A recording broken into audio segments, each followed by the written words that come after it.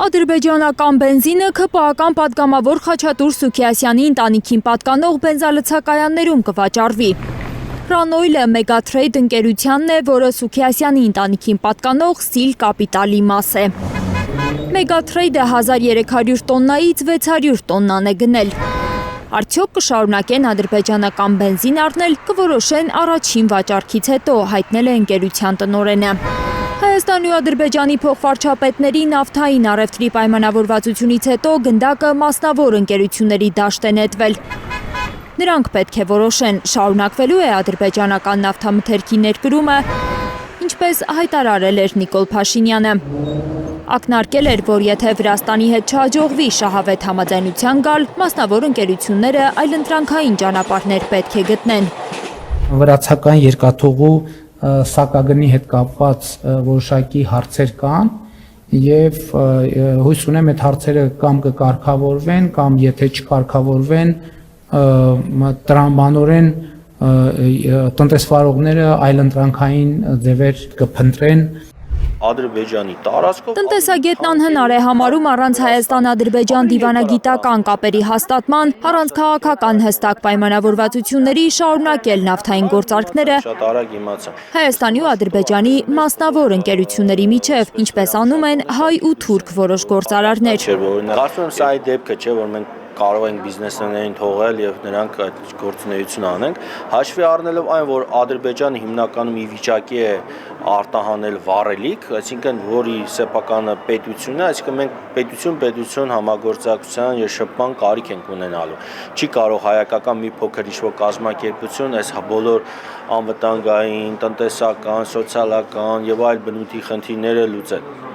Այստեղ բավական լուրջ երաշխավորներ են պետք, ապահովագրություն է պետք։ Վրաստանն այս անգամ թույլատրել է իր տարածքով անվճար փոխադրել ադրբեջանական նավթամթերքը Հայաստան։ Լուրջ հարց է, թե հետագայում ինչ պայմանավորվածություններ ձեռք կբերվեն վրացական կողմի հետ։ 5% մաքսատուտ պետք է վճարել։ Տնտեսագետի համոզմամբ սա կարճաժամկետ ակցիա է, որը Փաշինյանի քաղաքական թիմը խաղաղությունն այլևս իրողություն է ժապավենով է փաթեթավորել։ Քաղաքական ակցիա ուղղված ինչպես ներքին լսարանին, այնպես էլ արտաքին աշխարհին, արտաքին խաղացողներին, որոնք այսպես խաղաղության օրակարգի երաշխավորողներն են։ Ադրբեջանական բարձրակարգ բենզինի ներկրմամբ տնտեսագետի համոզմամբ իշխանությունն ուզում է ցրել Ադրբեջանի տարածքով մեր երկիր ներկրված ղազախական ցածրակարգ ցորենից դժգոհությունները։ Նախկինում ադրբեջանական կողմը 92 մարկայի կամ ռեգուլյար բենզին Հիմա հրապարակված տեղեկատվության համաձայն 1300 տոննա 95 մարկայի պրեմիում վառելիք է գալիս Հայաստան։ Սա այսպես հետաքրքիր բացառիկ երևույթ է, հաշվի առնելով վիճակագրությունը վերջի տարիներին։ Ամեն դեպքում հայ-ադրբեջանական նավթամթերքի առևտուրը շարունակելուց առաջ պետք է հաշվի առնել, որքանով է ձեռնտու ադրբեջանական բենզինը ռուսականի համեմատ։ Ռուսական կողմի հետ մենք ունենք միջպետական համաձայնագրեր, որը թույլ է տալիս մեզ արտոնյալ պայմաններով, գներով ապրանք ձեռք բերել Ռուսաստանին։ Ռուսաստանից է Հայաստան մտնում վառելիքի 90%-ը, մնացած 10%-ը Վրաստանից, Իրանից ու Ռումինիայից է գալիս մեր երկիր։ Տնտեսագետը բացատրում է, որ ցանկացած երկրից հնարավոր չէ վառելիքներ կրել։ Երկար ճանապարհ անցնելով նավթամթերքը հարստանում է ծծմբով, ինչի հետևանքով այրվելիս վնասակար գազեր է առաջացնում, իսկ դա դուրս է եվրասիական ստանդարտներից։ Հայաստան Եվրասիական տնտեսական միության անդամ երկիր եւ պետք է իր վառելիքը համապատասխանի եվրասիական ստանդարտներին։ Օրինակ դրա պատճառով շատ հաճախ մենք չենք կարող Իրանից դիզելային վառելիք կամ բենզին ներկրենք։ Ռուսական նավթամթերքում նույնպես ավելանում է ծծմբի քանակը տեղափոխման ընթացքում, բայց տնտեսագետը բացատրում է, որ Հայաստանն իրավունք չունի ստուգել ռուսական նավթամթերքի որակը, քանի որ երկուսն էլ ԵԱՏՄ անդամ են։ Այլ երրորդ երկրների հետ մենք պարտավոր ենք, քանի որ եթե այդ ապրանքը մտավ Հայաստան, դառնում է եվրասիական եւ տեսականորեն այդ ապրանքը կարա գնա նաեւ Ռուսաստան։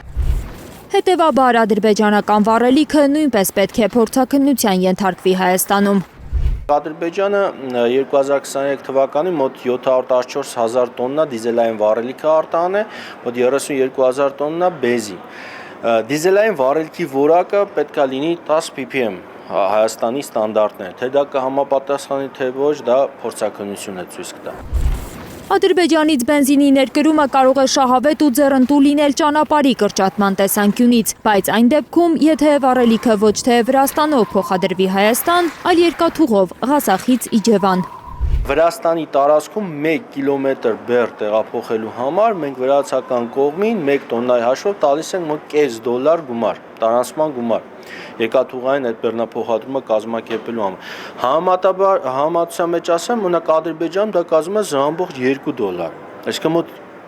2.5 անգամ ավելի քիչ։ Համարել Հինգշաբթի Փաշինյանը հայտարարել է, որ ուզում է ռուսական կողմին խնդրել վերականգնել Իջևան-Ղազախ երկաթգիծը։ Այդ օրը նա հանձնարարական է տվել տարածքային կառավարման ու ենթակառուցվածքների նախարարին ստուգել Իջևանի երկաթգծի կայարանի շրջակա հողերի կարգավիճակը, հրապարակային կասկած հայտնելով, որ այդտեղ հնարավոր է խնդիրներ ունենան։ մենք հանրության հետ Լիլիթ Սարգսյան, Թերեզա Կադաևչյան, Աշոտ Մնոյան եւ Գագիկ Տեր-Ղազարյան, Հայլուր։ կա, որովհետև այդ հատվածը